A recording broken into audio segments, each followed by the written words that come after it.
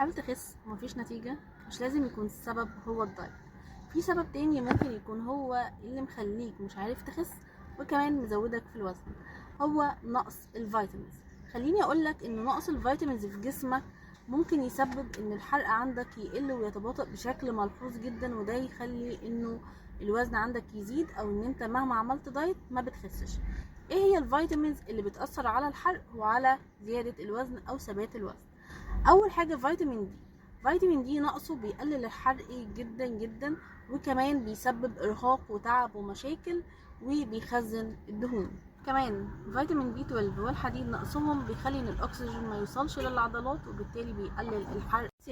ضروري تنظيم السكر والحرق.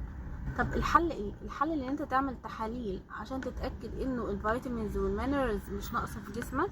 كمان تتابع مع دكتور تغذيه شاطر او اخصائي تغذيه شاطر. ولو عجبك الفيديو ما تنساش اللايك والشير والسبسكرايب. يعني لو مهتم بالتغذيه وتخسيس الوزن بطريقه صحيه، دكتوره سعاد شريف.